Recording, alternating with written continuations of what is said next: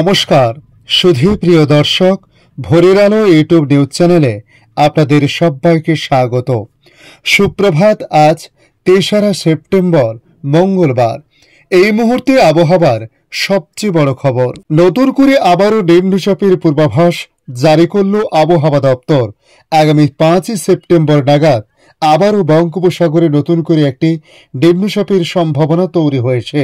তবে এই নিম্নচাপের প্রভাব কতটা পড়তে পারে পশ্চিমবাংলায় কি জানাচ্ছে আবহাওয়া দপ্তর, পাশাপাশি আজ কোন কোন জেলায় ভারী বৃষ্টিপাতের সম্ভাবনা রয়েছে, তাছাড়া আগামী কয়েকদিন পশ্চিমবাংলার পাশাপাশি ভারতবর্ষের অন্যান্য রাজ্যের আবহাওয়ার পরিস্থিতি কেমন থাকতে পারে, তার পাশাপাশি বাংলাদেশ আবহাওয়া দপ্তর বাংলাদেশ নিয়ে কি জানিয়েছে তা সংক্ষিপ্তভাবে তুলে ধরছি আজকের এই ভিডিওর মাধ্যমে।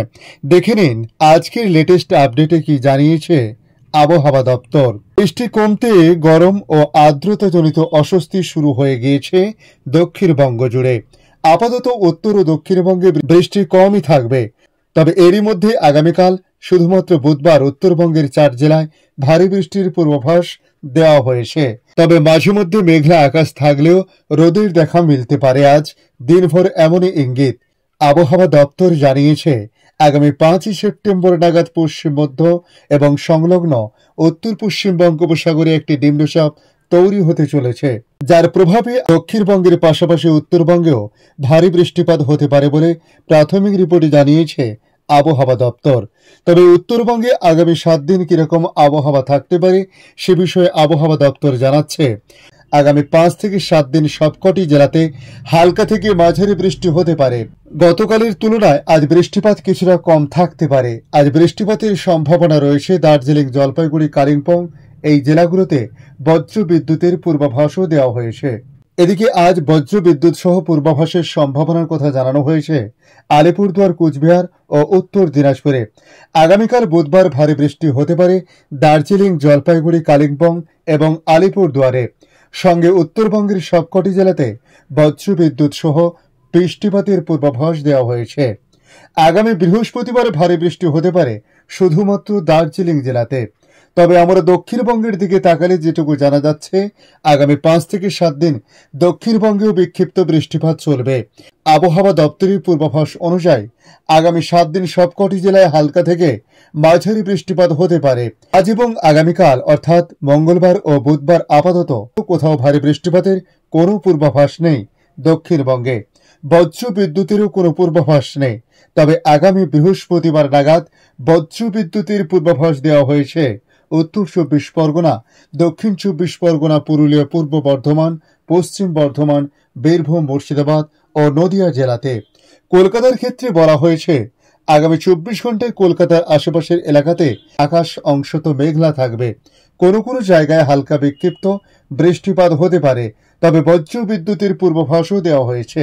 সর্বোচ্চ সর্বনিম্ন তাপমাত্রা 34 থেকে 28 ডিগ্রির মধ্যে ঘোরাফেরা করতে পারে বলে জানানো হয়েছে।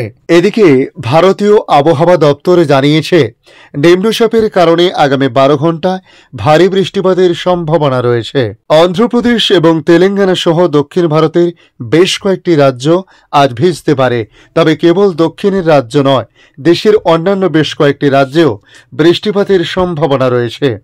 আইএমডির আপডেট অনুযায়ী মহারাষ্ট্রের বেশ কিছু অঞ্চলে বিচ্ছিন্ন জায়গায় অত্যন্ত ভারী বর্ষণের সঙ্গে ভারী থেকে খুব ভারী বৃষ্টিপাতের পূর্বাভাস দিয়েছে। পশ্চিম মধ্যপ্রদেশ, আসাম ও মেঘালয়, গুজরাট সহ একাধিক জায়গায় ভারী থেকে অতি ভারী বৃষ্টিপাতের সম্ভাবনা রয়েছে। বঙ্গের দশা কী হবে আলিপুর আবহাওয়া দপ্তরের পক্ষ থেকে জানানো হয়েছে, সাময়িকভাবে আংশিক মেঘলা আকাশ থাকতে পারে আজ। আগামী কয়েকদিন রাজ্যে ভারী বৃষ্টিপাতের সম্ভাবনা নেই।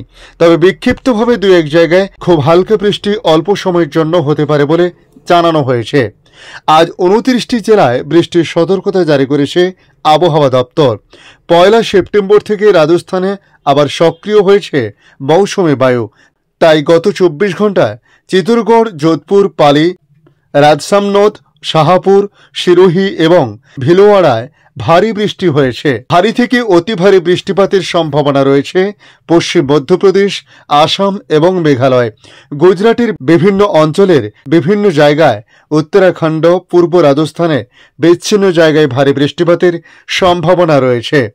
উত্তর আরব সাগর, পশ্চিম মধ্য উত্তর পশ্চিম আরব সাগরের অনেক অংশ এবং সংলগ্ন এলাকায় হাওয়ার গতিবেগ 35 থেকে 45 কিলোমিটার আজও থাকতে পারে। কোনো কোনো অঞ্চলে প্রতি ঘন্টায় 55 কিলোমিটার প্রতি ঘন্টায় ঝোড়ো হাওয়ার পূর্বাভাস রয়েছে।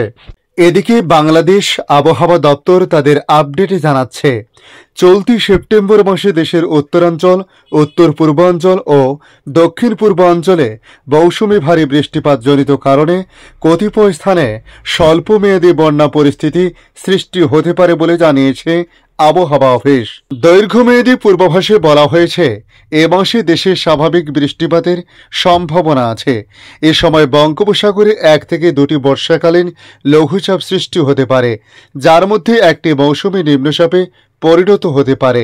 এছাড়াও দেশের উত্তর ও মধ্যাঞ্চলে 2 থেকে 3 দিন মাঝারি ধরনের বজ্রঝড় এবং সারা দেশে 3 থেকে 5 দিন হালকা বজ্রঝড় হতে পারে। গত মাসের চেয়ে এই মাসে গরম বেশি অনুভূত হতে পারে জানিয়ে পূর্বাভাসে বলা হয়, সেপ্টেম্বরে দেশে বিচ্ছিন্নভাবে 1 থেকে 2টি মৃদু তাপপ্রবাহ বয়ে যেতে পারে। এ মাসে দিনে ও রাতের তাপমাত্রা স্বাভাবিকের অপেক্ষায় সামান্য বেশি থাকতে পারে বলে জানানো হয়েছে। এদিকে মৌসুমী বায়ুর সক্রিয়তা কমে যাওয়ায় সারা দেশে বৃষ্টি কমেছে। গত 4 দিনে দেশে ভারী বৃষ্টিপাত হয়নি, এমতো অবস্থায় গরম বেড়েছে। তবে আজ মঙ্গলবার বিক্ষিপ্ত বৃষ্টিপাত হলেও বৃষ্টিপাতের দাপট কিন্তু সেভাবে থাকবে না বলে জানানো হয়েছে। সংস্থাটি আরও জানিয়েছে, রংপুর, ময়মনসিংহ, চট্টগ্রাম ও সিলেট বিভাগের অনেক জায়গা এবং রাজশাহী, ঢাকা, খুলনা ও বরিশাল বিভাগের কিছু কিছু জায়গায় অস্থায়ীভাবে দমকা হাওয়া সহ হালকা থেকে মাঝারি ধরনের বৃষ্টি অথবা বজ্রসহ বৃষ্টি হতে পারে। সেই সঙ্গে দেশের কোথাও কোথাও মাঝারি ধরনের ভারী বর্ষণ হতে পারে। এ সময় সারা দেশে দিন এবং রাতের তাপমাত্রা সামান্য হ্রাস পেতে পারে বলে জানানো হয়েছে। জানা গেছে, বঙ্গোপসাগরে অবস্থিত নিম্নচাপটি উত্তর পশ্চিম দিক ছাড়িয়ে আরও বেশ কিছুটা এগিয়েছে। আবহাওয়াবিদ আবুল কালাম মল্লিক জানান, আজ থেকে বৃষ্টি আরও বেশ কিছুটা কমতে পারে, সেই সঙ্গে তাপমাত্রাও কমতে পারে। এই সপ্তাহের শেষের দিকে বৃষ্টি বেড়ে যেতে পারে বলে জানানো হয়েছে। ধন্যবাদ সম্পূর্ণ ভিডিওটি দেখার জন্য। ভালো লাগলে লাইক, শেয়ার, কমেন্ট করবেন। কমেন্টে অবশ্যই জানাবেন আপনার এলাকার নাম। বর্তমান সেখানকার আবহাওয়ার পরিস্থিতি কি রয়েছে তা জানাতে ভুলবেন না। পাশাপাশি নতুন বন্ধুদের কাছে রিকোয়েস্ট করব, চ্যানেলটি সাবস্ক্রাইব করে রাখুন, তাহলে পরবর্তী আপডেটগুলি অতি সহজে আপনাদের কাছে পৌঁছে যাবে। ভালো থাকুন, সুস্থ থাকুন। ধন্যবাদ।